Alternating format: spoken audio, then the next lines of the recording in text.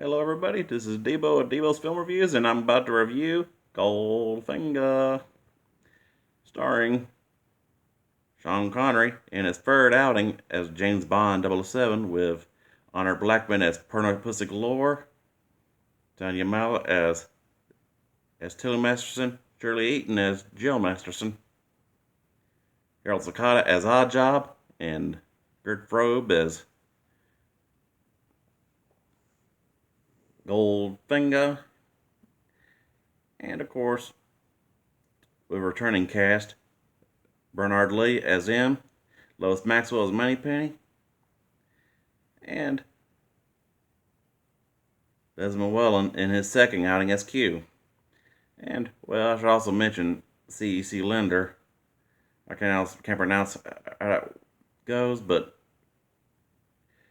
he played Felix Leiter in this go around, and I'll say he was kind of one of the best ones.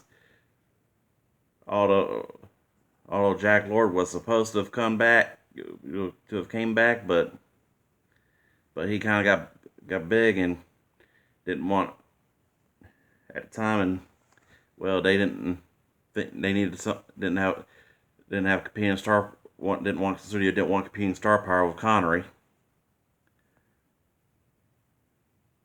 and of course it was the first of movies that actually used Avengers in it, and I ain't talking about the Marvel Avengers either.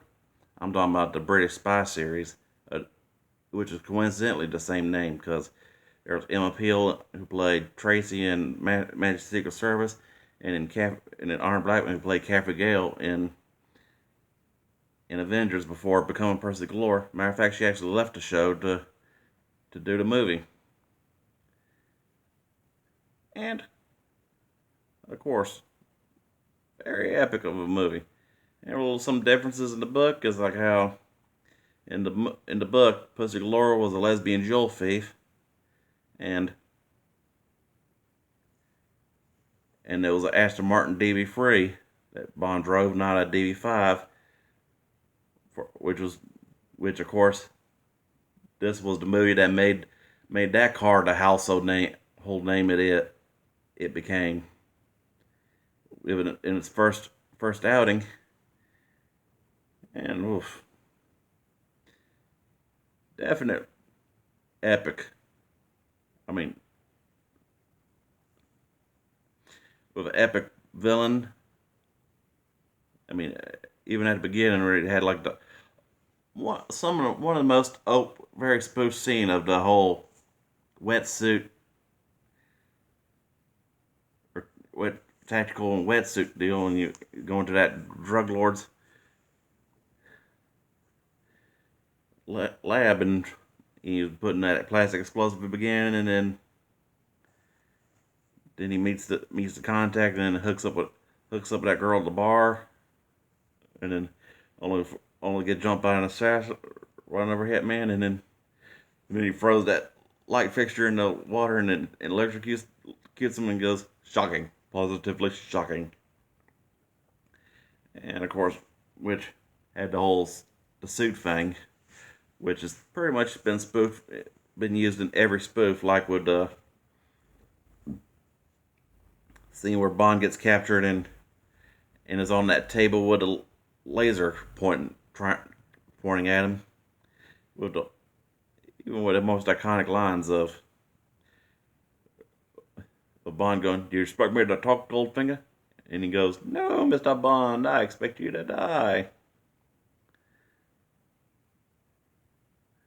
And, and of course, I had three encounters prior, which was one in Miami, one at the golf course, which surprisingly he owned. Goldfinger did, and then again at the lab before getting hauled off to his Kentucky home. And kind of an odd quote from like the book.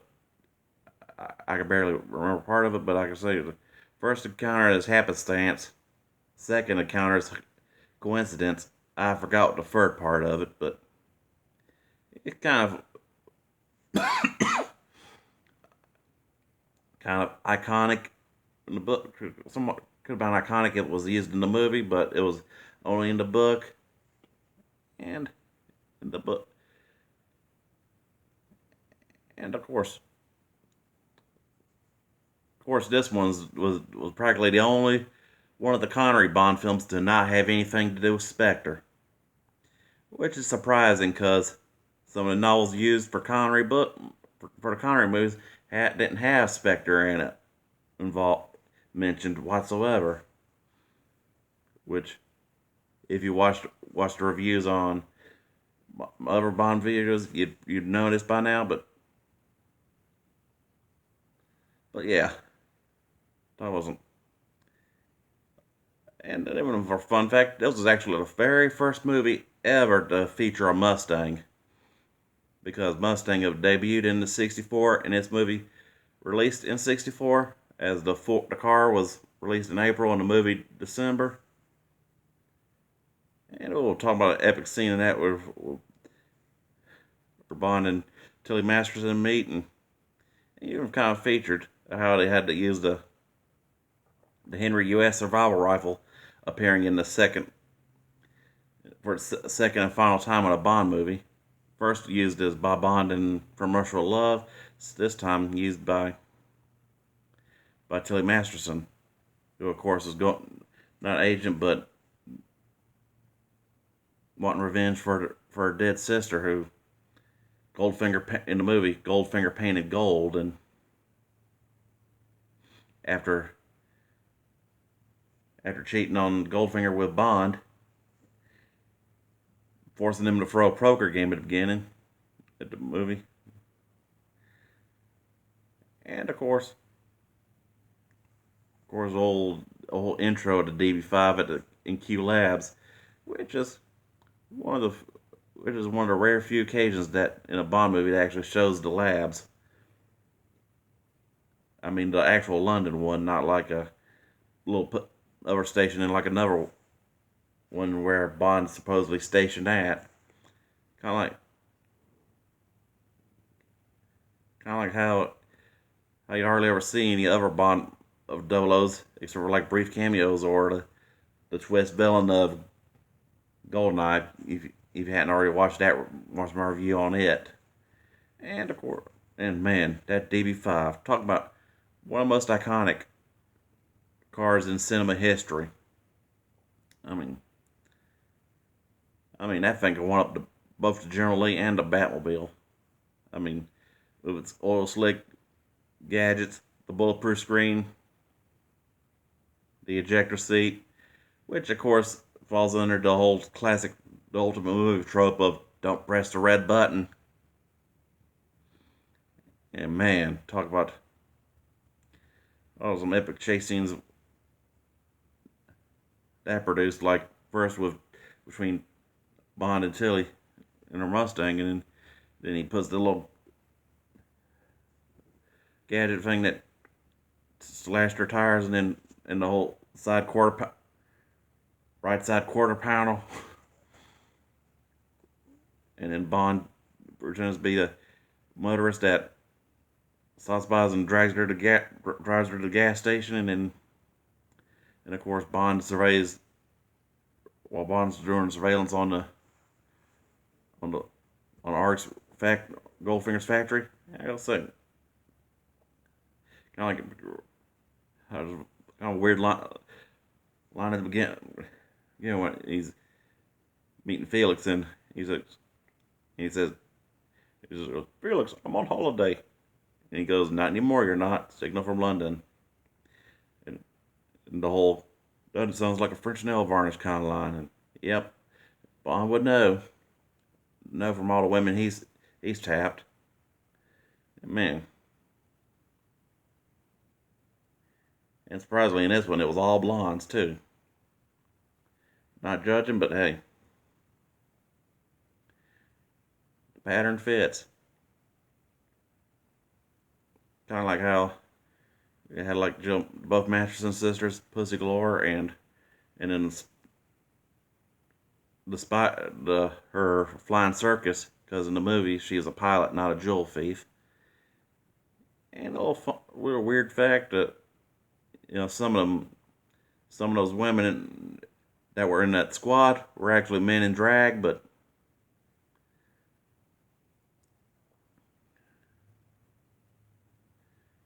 yeah. And ooh,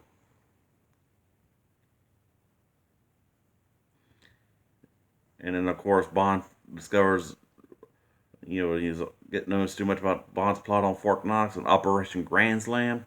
Man, that's some epic car scenes in there, because like the scene where Mr. Solo is taken to the airport or thinks he's going to the airport after bailing out on a deal with Goldfinger, because he knew he was going to get screwed over, because when he was explaining his plan, Goldfinger was explaining his plan, and then tried to cheat the American mob out of their cut because they think it's a heist, not a attack, which is their actual plan. And oof. And how about the most iconic, one of my iconic side villains, Odd Job and the Hat. Man, talk about one of the most badass weapons in cinema history. And man, silent but deadly, that guy was. I mean, even more epic with a hat.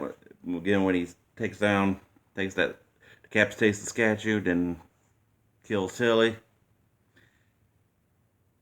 after that chase, that going for the Goldfinger factory and all, and then even an old funny scene with an old lady in the machine gun, and then the Mercedes 220s, which were the vehicles of Goldfinger's goons trying to chase down that Aston Martin, and then the ejecting that one villain to escape, only to crash into a wall and then get tanged by the laser, and another fun fact: Honor Blackburn actually knew judo, and that scene was actually written in the script because of her encounter. When she catches Bond trying to take down, get known too much about the heist, and then Bond uses his charm to turn her against Goldfinger, because she was pretty much a villain until a scene, and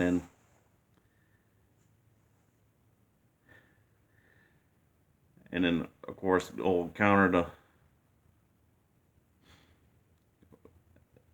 in a chase that was pretty much brought to you by Ford, because with Ladder and his fellow agent driving, tailing Oddjob's limo, which was a Lincoln Continental, and of course for the up to the junkyard, which of course they lost signal, then went back to do some observation on the land of Goldfinger's horse farm, or should I say ranch, and in an old epic scene where they all take a nerve gas and for the town of Fort Knox, and then Percy Glorious flying circus, and then stunning the town and all.